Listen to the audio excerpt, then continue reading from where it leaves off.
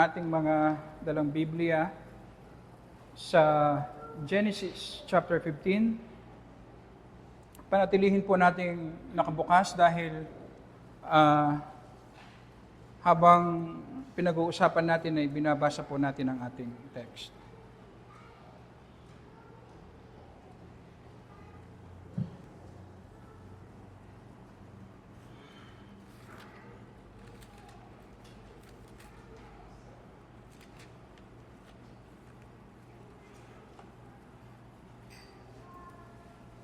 Mag-pray po tayo.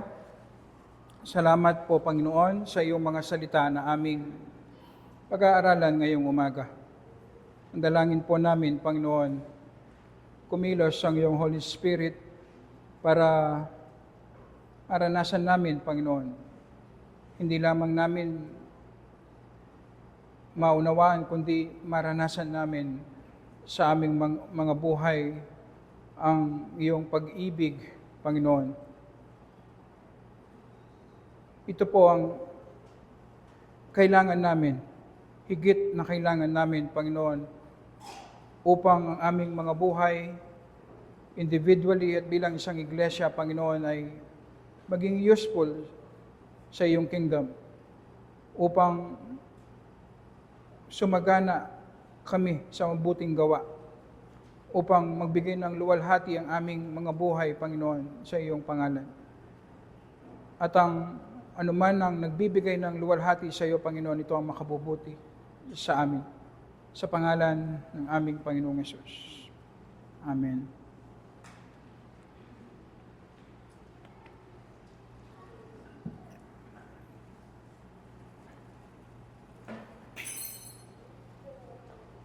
Pagkatapos ng sunod-sunod na tagumpay ni Abram sa chapter 14, bigla siyang natakot at nagduda sa mga pangako ng Diyos. Nakita natin na kapag pala tayong mga Kristiyano ay nakakaranas ng sunod-sunod na tagumpay, ay mararanasan din natin ang sunod-sunod na pag-atake ni Satan. Sa naging tugon ni Abram, tinuturuan tayo kung papaano po natin haharapin ang mga pagdududa at takot na ating nararanasan. Inilapit ni Abram ang kanyang pagdududa at takot sa Panginoon. Unang tanong ni Abram sa Panginoon ay tungkol sa binhi na ipinangako ng Panginoon sa kanya. 10 taon na ang nakakalipas nung unang ipinangako ng Panginoon na bibigyan niya ng anak, maraming mga binhi, si Abram. Hanggang ngayon ay wala pa siyang anak. Tumugon ang Panginoon sa verse 5. Pinalabas si Abram, sabi ng Panginoon, tumingala ka, tingnan mo ang mga bituin. Kung gaano karami ang mga bituin sa langit, ganun din karami ang iyong magiging binhi. Kung ang Panginoon ay powerful na kaya niyang i-create ang mga stars sa langit, kaya niya din tuparin ang kanyang pangako kay Abram. At si Abram po ay nanampalataya. Sa kabila ng pagiging imposible ng pangako ng Panginoon sa kanya, siya po ay nagtiwala sa Panginoon. At ito ay ibinilang na katwiran sa kanya.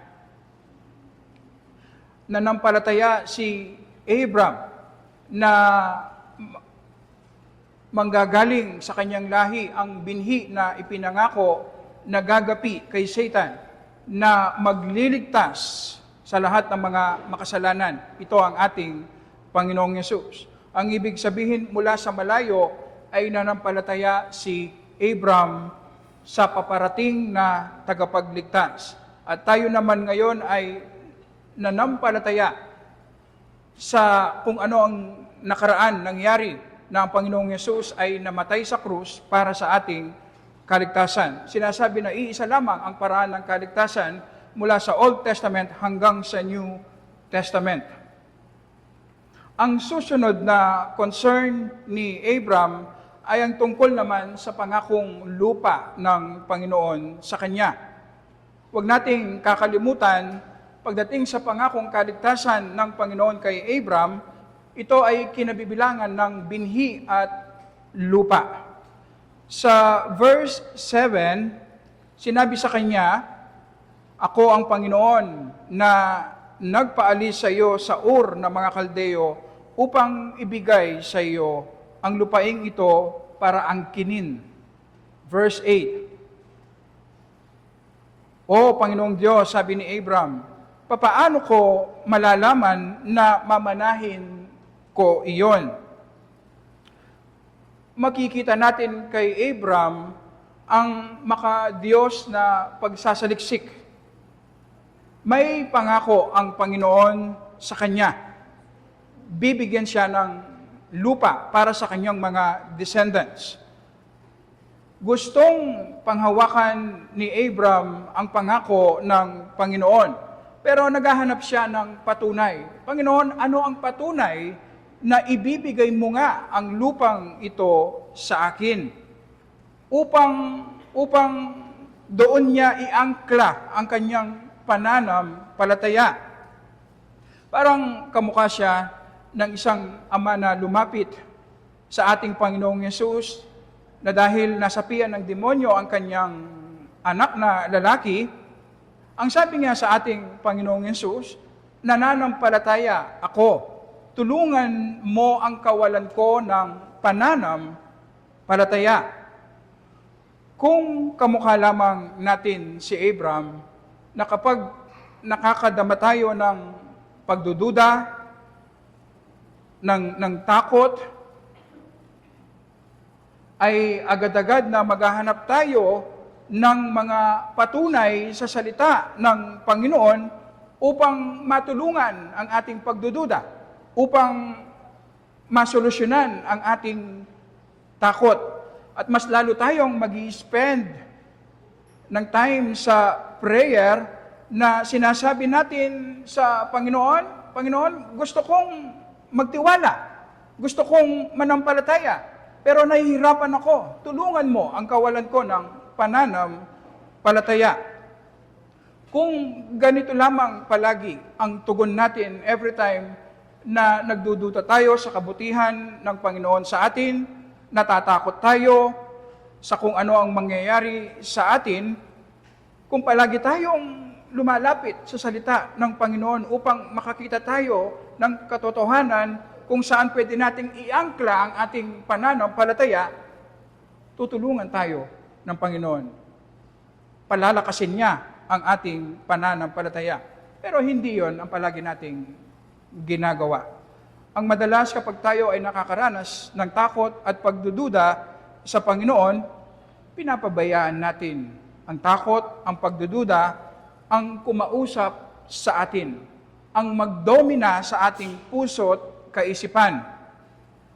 Kaya naman, hindi maganda ang nagiging bunga sa atin. Hindi ba mas maganda na pabayaan natin ang salita ng Panginoon ang mangusap sa atin at bigyan tayo ng assurance na hindi dapat tayo matakot, na ang lahat ay ginagawa ng Panginoon para sa ating ikabubuti. Lahat po tayo, hanggang nandito tayo sa mundong ito, makakaranas tayo ng takot, ng pagdududa sa mga pangako ng Panginoon. Ang tanong sa atin, ano ang ginagawa natin? Papaano tayo tumutugon? Kamukha ba tayo ni Abram na lumalapit sa salita ng Panginoon upang matulungan ang kawalan niya ng pananampalataya?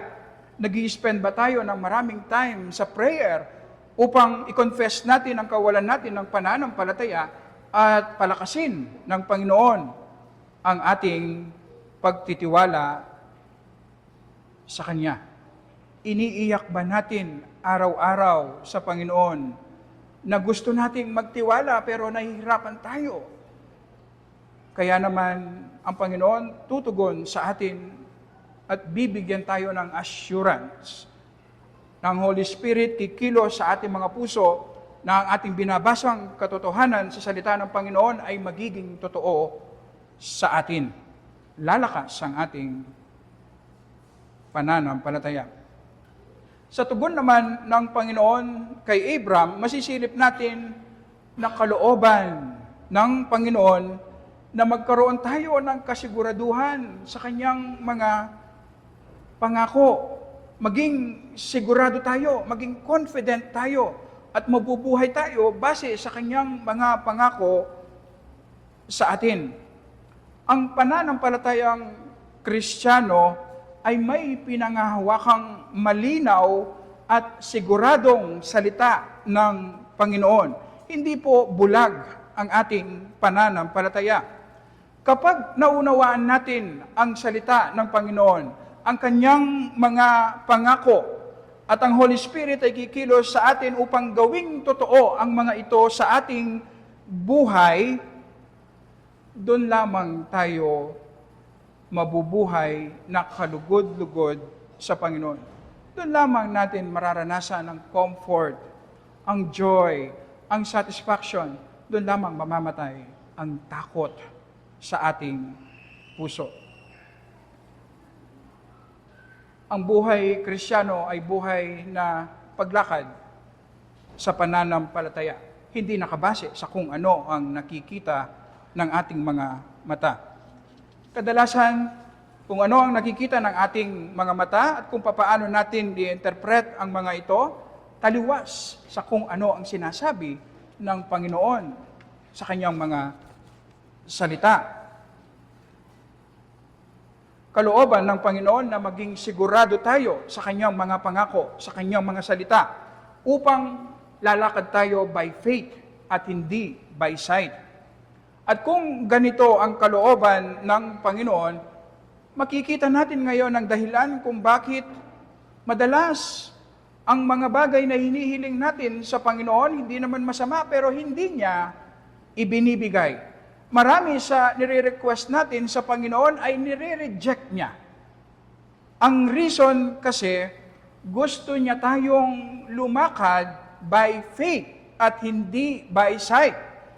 Isipin po natin, kung ang lahat ng hinihingi natin sa Panginoon, lahat ng i-desire ng ating puso, gaano man kabuti yan, kung lahat ng nakikita natin na tama ay hilingin natin at ibigay ng Panginoon sa atin, hindi na tayo lalakad by faith. Kaya naman sa wisdom at sa mercy ng Panginoon, hindi nga sasagutin ang ating hinihiling. Hindi nga ibibigay ang ating gusto.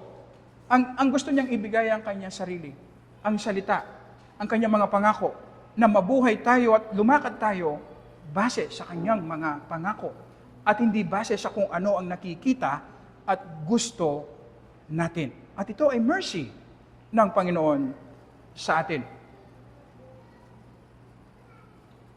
Upang palakasin ang pananampalataya ni Abram, nangako ang Panginoon sa kanya sa pamamagitan ng isang covenant. Sa panahon natin ngayon, sa pamamagitan ng isang kontrata.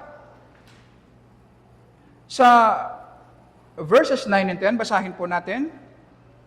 At sinabi sa kanya, magdala ka rito ng isang dumalagang bakang 3 taon ang gulang, isang babaeng kambing na 3 taon ang gulang, isang lalaking tupang 3 taon ang gulang, isang inakay na bato-bato at isang inakay na kalapati. Dinala niya ang lahat ng ito sa kanya at hinati niya sa gitna. Ito ang ginawa ni Abram. Hinati niya sa gitna ang mga hayop at kanyang hinihanay na magkatapat ang isa't isa, subalit hindi niya hinati ang mga ibon. Kung papansinin po natin, nung inutusan ng Panginoon si Abram, hindi siya nagtanong. Ang ibig sabihin, ito ang kostumbre nila noon sa Mesopotamia, na kapag gagawa sila ng isang covenant, ng isang pangako, ng isang kontrata, ang gagawin nila ay kukuha sila ng isang donkey. Papatayin ang donkey, hatiin sa 2, at ihahanay na magkatapat, maglalagay ng daan sa gitna, at ang dalawang partido na nangangako, sasabihin nila, dadaan sila sa gitna, sasabihin nila, kung hindi ko gagawin ang aking pangako, mamamatay akong kamukha ng mga hayop na ito. gumagawa sila ng kontrata. Ito ay seremonya na dinadramatize nila ang self-imposed na sumpa, na kung hindi nila gagawin ang kanilang pangako base sa kontrata, sila din ay mamamatay kamukha ng mga hayop. Ganito ang ginawa ng Panginoon kay Abram. Nagpakuha siya ng mga hayop, isang baka, isang babaeng kambing, isang lalaking tupa, lahat 3 taon gulang, at isang bato at kalapati. Pinatay ni Abram ang mga ito, hinati sa 2, inihanay na magkatapat, at mamaya makikita po natin kung ano ang gagawin ng Panginoon. Pagkatapos mahihanda ni Abram ang mga hayop, sa verse 12, nang lulubog na ang araw, nakatulog si Abram ng mahimbing. Isang makapal at nakakatakot na kadiliman ang dumating sa kanya. Nilagay siya ng Panginoon sa isang tinatawag na visionary sleep. Natutulog siya pero nakikita at naririnig niya kung ano ang gagawing pangako ng Panginoon. Ito rin ang normal na reaction kapag ang isang taong makasalanan ay naharap sa isang Diyos na banal. Pagkatapos nito, sinabi po in advance, nagbigay ng propesiya ang Panginoon kung ano ang mangyayari sa kanyang mga descendants na manggagaling sa lahi ni Abram. At kung papaano sila makakarating sa promised land, alam niyo po ba, the same principle, ganun din tayo ngayong mga Kristiyano, sa ganun ding paraan tayo makakarating sa glory, sa bagong langit at sa bagong lupa. Verse 13, basahin po natin.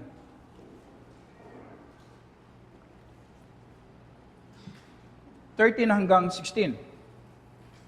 Sinabi ng Panginoon kay Abram, tunay na dapat mong malaman na ang iyong binhi ay magiging taga-ibang bayan sa lupaing hindi sa kanila, at sila'y magiging alipin doon, at sila'y pahihirapan sa loob ng 400 taon. Napipicture niyo po ba ang sinasabi ng Panginoon? 14. Ngunit ang bansang kanilang paglilingkuran ay aking hatulan, at pagkatapos ay aalis sila na may malaking ari-arian.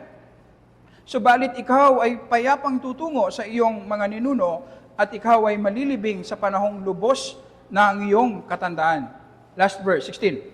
Sa ika-4 na salin ng iyong binhi, pagkatapos ng 4 na henerasyon, iyon ay 400 years, mahigit 400 years, muli silang babalik rito sa Kanaan, sapagkat hindi pa nalulubos ang kasamaan ng mga Amoreo.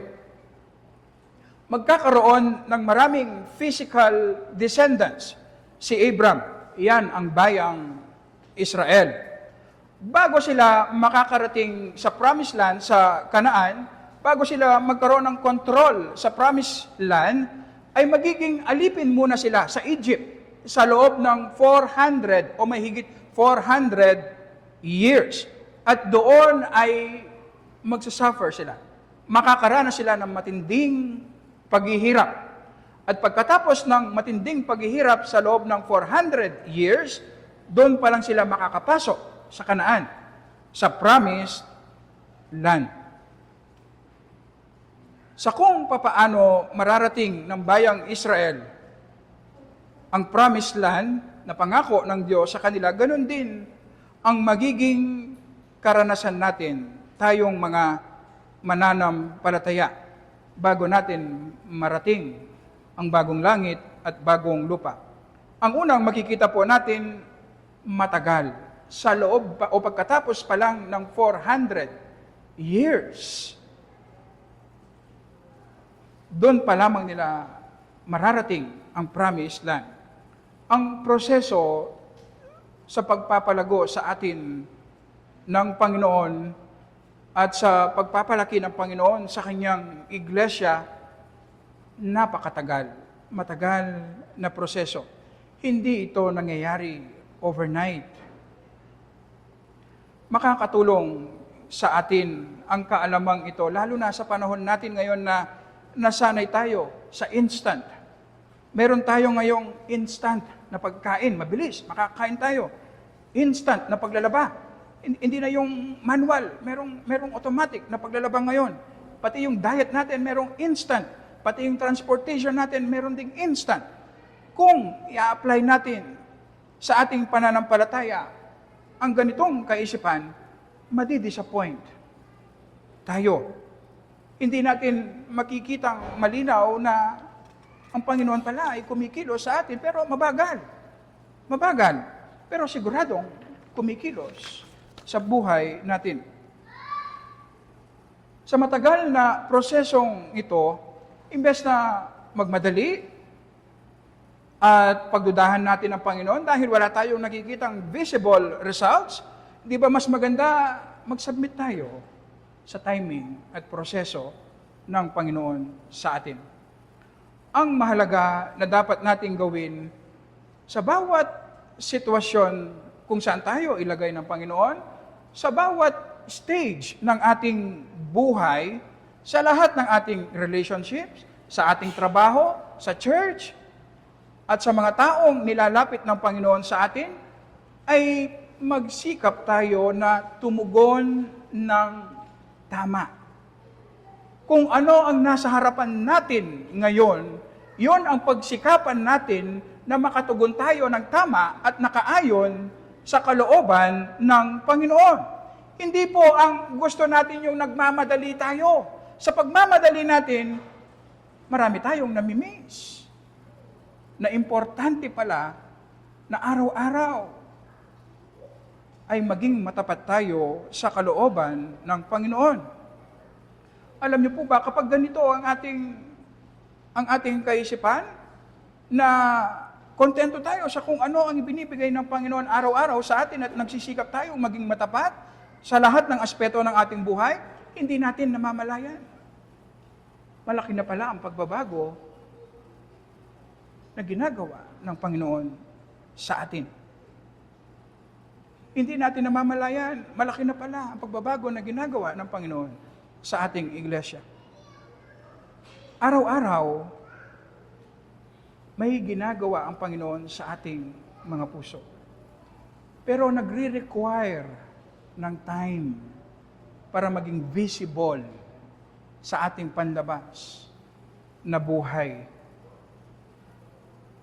Kung hindi naman nagmamadali ang Panginoon, bakit tayo magmamadali? Kailangan lang tayo maging patient at magtiwala. Maging patient tayo sa ating mga immaturities. Marami tayong nakikitang immaturity sa ating mga sarili, na ito ang nagiging dahilan kung bakit mabigat at mahirap ang ating buhay. Pero huwag tayong magmadali. Kumikilos ang Panginoon. Meron siyang ginagawang mabuti sa atin. Kailangan lang tayo mag-submit sa kanyang timing at sa kanyang kaparaanan.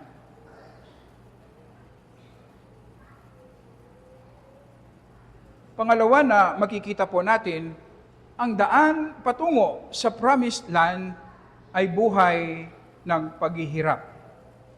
Sa loob ng 400 years, maghihirap ang mga descendants ni Abram sa Egypt. Alam niyo po ba, ganun din sa atin bilang mga mananampalataya. Sa Gawa, chapter 14, verse 22, sa pamamagitan ng maraming mga kapigatian, ay kailangang pumasok tayo sa kaharian ng Diyos. Sinasabi sa atin, ang paraan ng Panginoon upang paluguin tayo. Ang main instrument na ginagamit ng Panginoon upang palaguin ang ating pananampalataya, ang suffering, paghihirap. Ang daan sa paglago sa ating pananampalataya, ang daan sa pagsunod natin kay Jesus ay daan ng paghihirap. Importante na magkaroon tayo ng tamang expectation. By nature, ito po, by nature, kasi tayong mga tao, iniiwasan natin ang paghihirap. Kaya madalas, din natin nami-miss ang blessing ng Panginoon sa atin. Gusto tayong pabanalin ng Panginoon sa pamamagitan ng paghihirap, pero tinatalikuran natin ang paghihirap. Pero kasama sa ating pagtalikod ay ang pagpapabanal ng Diyos sa atin. Ang katotohanan ito, nagbibigay ito ng power sa atin na i-embrace natin ang anumang paghihirap na ibibigay ng Panginoon sa atin. Nagtitiwala tayo na kapag tumitingin tayo sa krus ng ating Panginoong Yesus, na walang kakayahan ang paghihirap na sirain ang ating pananampalataya. Walang kakayahan ang paghihirap, anumang klaseng paghihirap yan, na sirain ang ating pananampalataya. Ang kaya lang sirain ng paghihirap ay ang kasalanan sa puso natin. Ang pride, ang self-sufficiency, ang selfishness, pagkamakasarili, ang unbelief, ang mga idols sa ating puso. Sa unang Pedro, chapter 1, verse 7, ang sabi ni Apostol Pedro, ang ginagawa lang ng apoy ng paghihirap ay ang dalisayin ang ating pananampalataya. Kung papaanong ang ginagawa ng apoy sa ginto, nililinis lang, inaalis lang ang dumi sa ginto. Ganon din sa atin. Ang kayang gawin lang ng suffering sa atin ay linisin ang ating pananampalataya. Ang lesson na sinasabi po sa atin, i-embrace natin ang mga paghihirap na ibinibigay ng Panginoon sa atin. Ano mang klaseng paghihirap yan, huwag tayong matakot. Huwag nating kakalimutan na ang nakakasira sa ating pananampalataya ay ang kasalanan, hindi ang paghihirap. Ulitin ko po, ang nakakasira sa ating pananampalataya ay kasalanan at hindi ang paghihirap. So ang ibig sabihin, kung ganito po nakikita ng Panginoon, sa bawat paghihirap na mararanasan natin, patiently tanggapin natin, kargahin natin ang burden. Kasi hindi tayo sisirain ng anumang klaseng paghihirap. Tiisin natin. At ito pa, tumugon tayo ng godly at tama sa bawat paghihirap. Ito yung kailangan nating bantayan. Normal sa atin. Ayaw natin yung nahihirapan tayo kasi ayaw natin ng pain. Sino ba naman ang may gusto sa pain? Wala. Pero ang problema, ang kaparaanan ng Panginoon para i-grow niya tayo ay sa pamamagitan ng paghihirap. At hindi ang paghihirap ang nakakasira sa atin, kundi ang sin. Pero dahil ayaw natin ang pain, hindi ba ang madalas na ginagawa natin, gagawin natin ang lahat ng makakaya natin sa anumang paraan, tama man o mali, tatalikod tayo sa pain.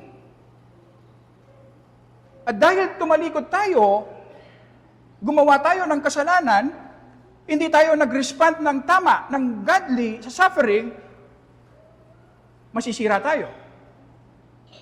Ano yung sumira sa atin? Hindi yung suffering, hindi yung paghihirap. Yung kasalanan, hindi tayo tumugon ng tama. Yun ang sumisira sa atin. Kung i-analyze po natin ng tama, makikita natin ang wisdom ng Panginoon na sa tuwing nilalagay niya tayo sa isang mahirap na sitwasyon, nahirapan tayo, nasasaktan tayo. Pero dahil alam natin hindi naman ito makakasira sa ating pananampalataya, i-embrace natin, tiisin natin, kargahin natin ang burden, at pagsikapan nating tumugon tayo ng tama. At kadalasan, ang tamang pagtugon ay ang pagtitiis. At alam niyo po ba, kapag na-accomplish na ng Panginoon ang kanyang layunin sa atin sa pamamagitan ng pain na yan, ang Panginoon mismo aalisin niya yan. Aalisin niya ang paghihirap. Naging matagumpay tayo sa ating pagtugon, nag-grow tayo, hindi tayo nasira. Hindi ba yan ang sinasabi ng ng resurrection na ating sineselebrate ngayon. Sa Garden of Gethsemane, dahil ang Panginoong Yesus ay banal, ang sabi niya, nagre-request siya sa Diyos Ama, Panginoon, kung merong ibang paraan para iligtas ang tao maliban sa kamatayan sa krus, Panginoon, alisin mo ang krus. Mabigat, mahirap. Ano ang ginawa ng Panginoon? Walang ibang paraan. Nagpatuloy ang Panginoong Yesus. Namatay siya sa krus. Ano ang solusyon? Resurrection. Nabuhay siyang muli. Ang ibig sabihin, kung titiisin natin ang bawat paghihirap at pagsikapin natin tumugon ng tama, ang ibig sabihin, pagkatapos niyan, merong resurrection. Ang ibig sabihin, merong mabuting idudulot yan sa atin. Magtiwala lang tayo. Kapag tinitignan natin na ang Panginoong Yesus namatay, iniisip natin, yun na ang katapusan, pero hindi, merong resurrection na eh. Nabuhay siyang muli. At yun ang nag-accomplish sa ating kaligtasan. So ganun din, kapag tinitiis natin na tumutugon tayo ng tama, ng godly, ano mang paghihirap yan, magdudulot yan ng kabutihan sa atin. Magmamature tayo. At huwag kang mainip. Ang Panginoon mismo aalisin niya ang paghihirap na yan kapag hindi na kailangan. Siya mismo ang mag-aalis sa paghihirap na yan. Ang ibig sabihin, kung naghihirap ka ngayon, meron pang ginagawa ang Panginoon. Hindi pa siya tapos. Tiisin mo lang. Tiisin mo lang. Importante na mag-respond tayo ng godly. So nagbigay ng propesiya ang Panginoon kay Abraham patungkol sa kanyang mga descendants. Ngayon, ano ang patunay naman na ang propesiyang ito ay gagawin nga ng Panginoon?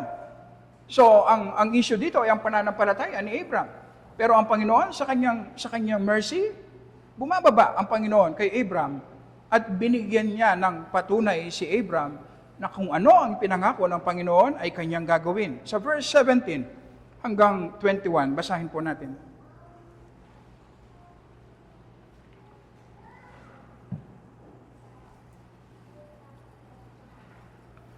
Nang lumubog na ang araw at madilim na, isang hornong umuusok at ang isang tanglaw na nagniningas ang dumaan sa gitna ng mga hinating hayop.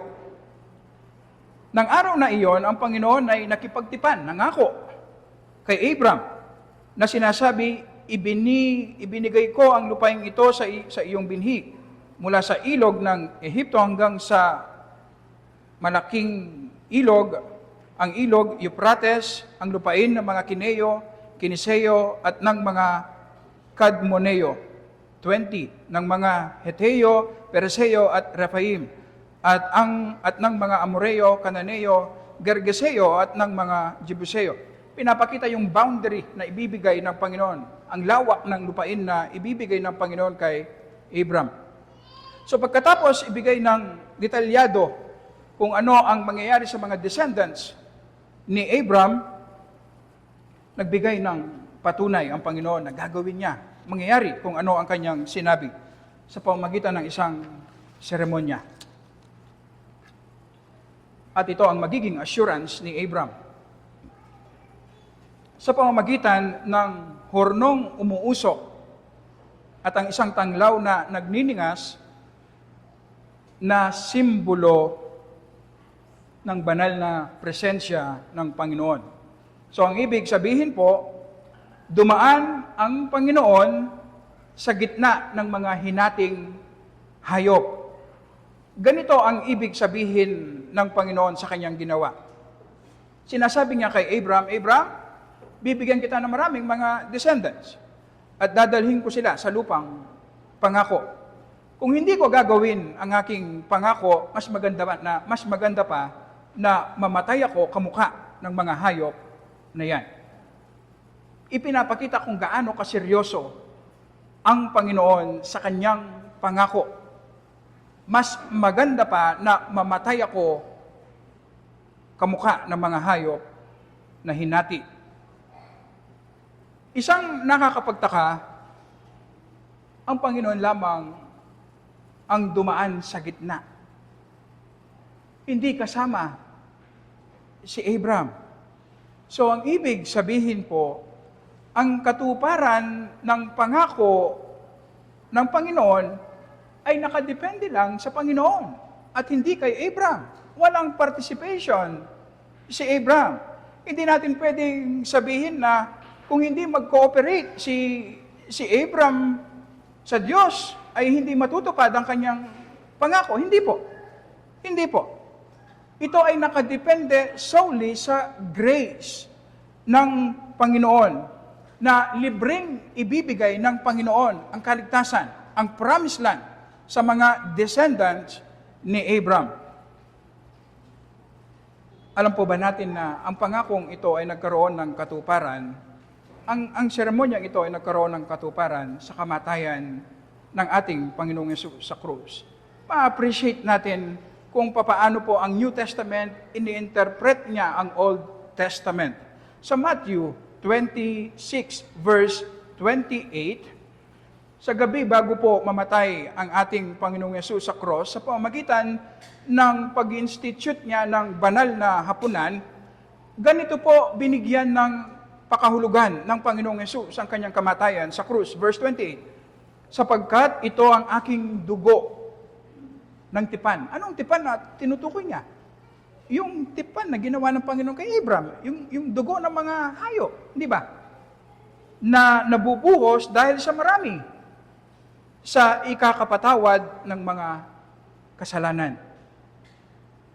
Sa Galatia chapter 3, verses 13 and 14, basahin ko po, tinubos tayo ni Kristo mula sa sumpa ng kautusan nang siya'y naging sumpa para sa atin, sapagkat nasusulat, sumpain ang bawat binibitay sa punong kahoy. Verse 14, upang kay Kristo Jesus, ang pagpapala ni Abraham ay dumating sa mga hentil upang ating tanggapin ang pangako ng Espiritu sa pamamagitan ng pananampalataya.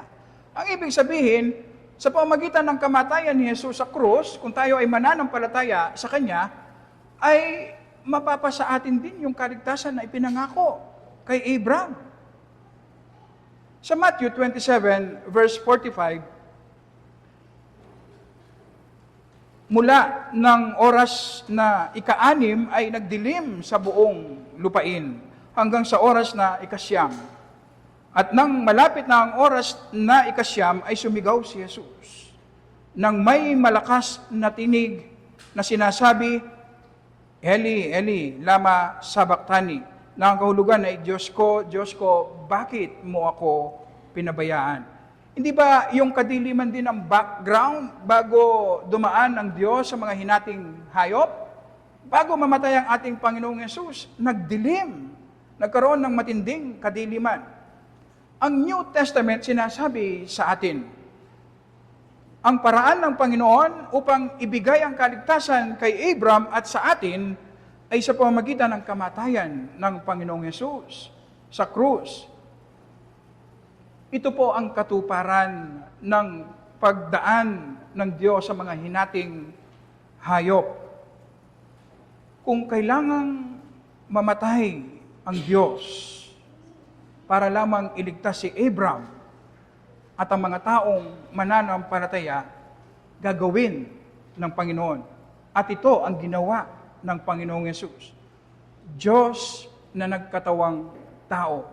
Bakit siya nagkatawang tao? Kasi hindi pwedeng mamatay ang Diyos. Kailangan niyang magkatawang tao upang maging posible na siya ang mamatay. Sinunod niya ng perfect ang mga kautusan ng Diyos na hindi po natin kayang sundin. At siya ay namatay bilang kahalili, naranasan ang impyerno sa kanyang kamatayan sa krus, at siya ay muling nabuhay, katunayan na katanggap-tanggap sa Diyos ang kanyang buhay at kamatayan bilang kahalili. Upang ang sino mang manampalataya sa Kanya ay siguradong magkakaroon ng buhay na walang hanggan. Huwag nating kakalimutan na ang main purpose ng Panginoon ay bigyan ng assurance si Abraham. At ito rin ang layunin ng Panginoon para sa atin ngayon. Bigyan tayo ng assurance na kung ano ang ipinangako ng Panginoon ay kanyang tutuparin. Ang pangakong kaligtasang ito, hindi yan nag-umpisa kay Abraham. Sa eternity past, bago pa ang lahat, nagkaroon ng covenant ang tatlong miyembro ng Trinity, ang Ama, Anak at Espiritu. Ito ang sinasabi ni Apostol Pablo sa Efeso chapter 1, verse 4, na ang Panginoon ay magliligtas ng mga pinili niya noong una pa sa pamamagitan ng kamatayan ng Panginoong Yesus sa krus. At in-announce ang planong ito sa Genesis chapter 3, verse 15. Nang binhi na magmumula kay Eve ang siyang gagapi kay Satan. At inumpisahan ng Panginoon ang pangakong ito kay Abraham, nagkaroon ng katuparan sa krus ng ating Panginoong Yesus. Ito po ang gusto kong masilip natin. Kasi merong nakikitang problema ang Diyos sa atin na hindi natin nakikita.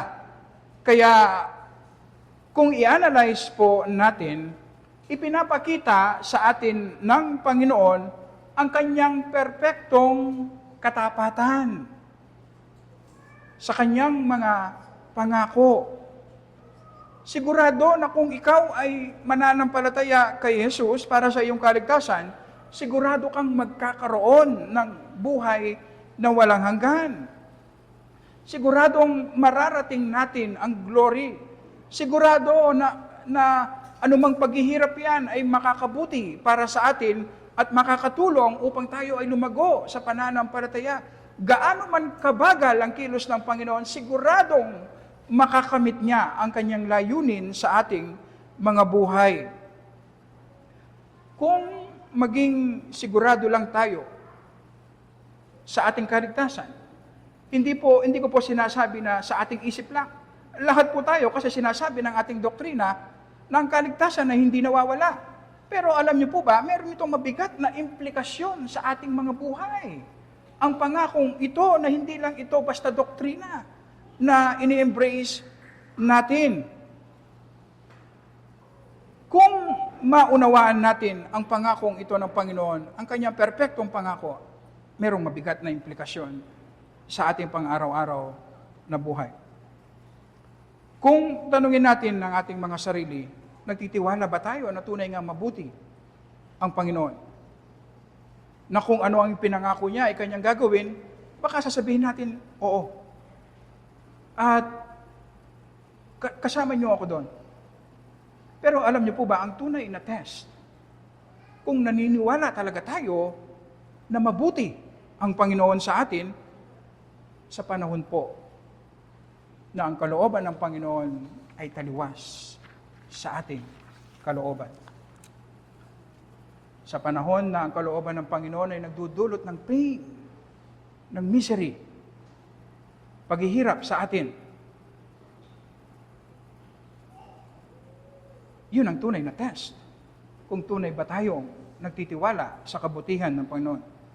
Sa mga panahong ito na nasasaktan tayo sa kalooban ng Panginoon sa atin, kaya ba nating sabihin na merong confidence sa ating puso na ang lahat ng mga ito ay para sa akin, ikabubuti, kaya tatanggapin ko. Ang lahat ng mga paghihirap na ito ay nanggagaling sa kabutihan at pag-ibig ng Panginoon, kaya tatanggapin ko at i-embrace ko ang mga paghihirap na ito. Purihin ang Panginoon sa mga paghihirap na ito. Kaya ba nating sabihin ang ganon? Di ba madalas nakikita lang natin ang kabutihan ng Panginoon sa panahon na masaya tayo at wala tayong problema. Pero sa panahon ng paghihirap, mahirap na makita ang kabutihan ng Panginoon sa atin. At ito yung problema na ina-address ng Panginoon sa atin na hindi natin nakikita.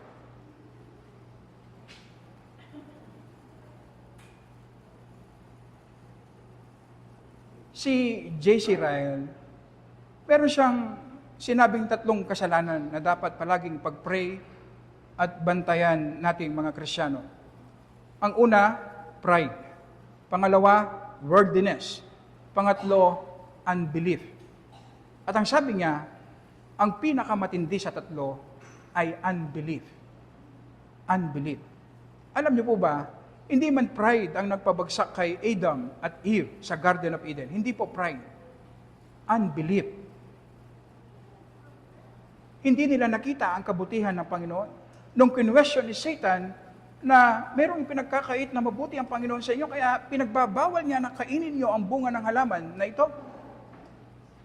Naniwala sila kay Satan. Naniwala sila na hindi nga tunay na mabuti ang Panginoon. At ito ang logic na gusto ko pong makita natin. Kung si Adam at Eve, na sila po ay perpekto sa panahon na iyon, at sila ay nasa perpektong lugar, at si Adam na isang federal head, ang ibig sabihin, iba yung kalidad ni Adam. Hindi natin siya kamukha, mas mataas ang kalidad niya dahil nga inappoint siyang federal head. Pero nagduda sa kabutihan ng Panginoon, tayo pa kaya? Na merong remaining sin, nabubuhay sa mundong nahulog sa kasalanan. At ito yung hindi natin nakikita, na sa bawat worry, anxiety, takot, frustration, alam niyo po ba, ang solusyon po ay pananampalataya. Ang solusyon ay maging sigurado tayo sa kabutihan ng Panginoon. Sa bawat paghihirap, ang solusyon po ay ang magkaroon tayo ng assurance na ang lahat ng mga iyan ay para sa ating ikabubuti. At ang paraan para magkaroon tayo ng ganitong klaseng assurance ay kung palagi tayong nakatingin sa krus. Sa krus po ng ating Panginoong Hesus, pinakita ng pinakamalinaw ang kanyang kabutihan, ang kanyang pag-ibig na ibinigay niya, ang kanyang kaisa-isang anak para sa akin na undeserving. At kung naibigay ng Diyos ang kanyang kaisa-isang anak para sa akin na hindi karapat-dapat, ano pa ang pwedeng ipagkait ng Diyos sa akin na mabuti? Ang ibig sabihin, ano man ang hindi ibinibigay ng Diyos sa akin, hindi makabubuti sa akin. At kung ano man ang ibinibigay ng Diyos kasalukuyan, yun lamang ang tama para sa akin.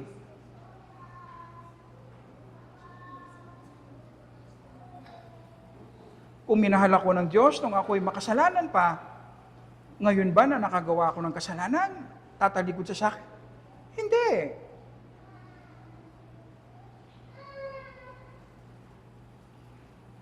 Kung alam lang natin gamitin ang gospel, mag-argue tayo from greater to lesser. Ilagay natin sa ating kaisipan, ang maximum, ang pinakamalinaw na demonstration ng attributes ng Diyos ay ang gospel. At kung gusto nating makilala ang Diyos, tumingin tayo sa gospel. At iyon ang magbibigay ng kalinawan sa ating kaisipan. Na kung ang greatest injustice ay naranasan ng Panginoong Hesus sa krus, ang Diyos na nagkatawang tao, pinatay, pinarusahan ng death penalty. Pero ang greatest injustice na ito, ang ginamit ng Panginoon para sa aking kaligtasan, ang ibig sabihin, ano man ang ginagawang mali sa akin, gagamitin ng Panginoon para sa aking kabubuti. Iyon po ang ibig sabihin na gospel-centered. Nag-argue tayo from greater to lesser. Nag-iisip tayo.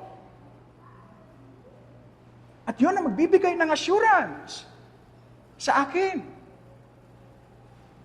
Kaya naman magtitiwala ako sa kabutihan ng Panginoon. Ano mang paghihirap, mananatili akong confident na ang Panginoon ay mabuti sa akin.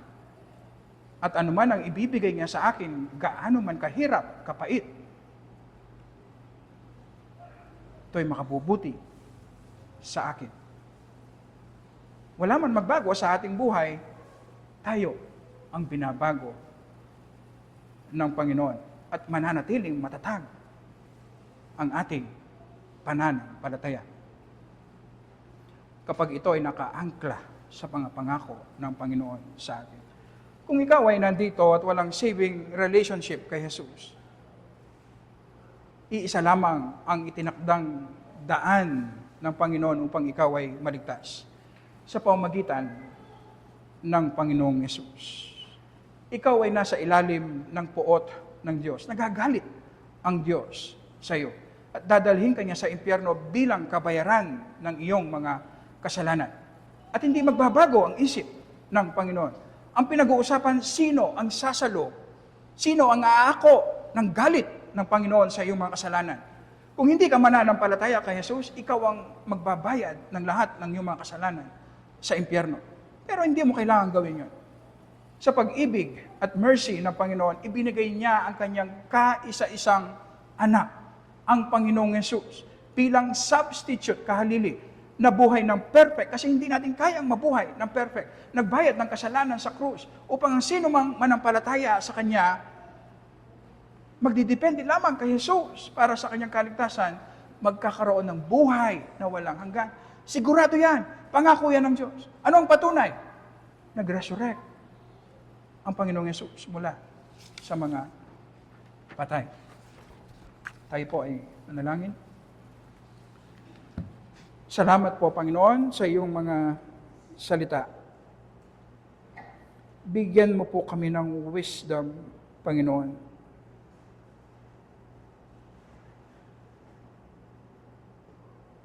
At pusong nagsasubmit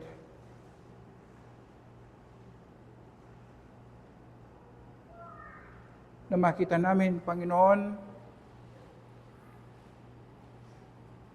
ang iyong tunay na kabutihan.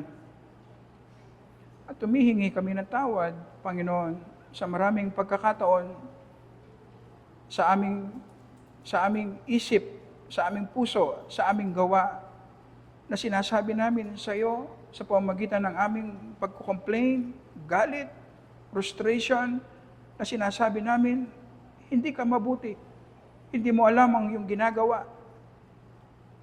Pinapahirapan mo kami kasi hindi mo kami mahal. Ito ang madalas na sinisigaw ng aming mga puso na hindi man namin naunawaan, Panginoon. Kino-question namin ang iyong pag-ibig, ang iyong kabutihan. Ikaw na ibigay mo ang iyong kaisa-isang anak para sa amin na iyong mga kalaban.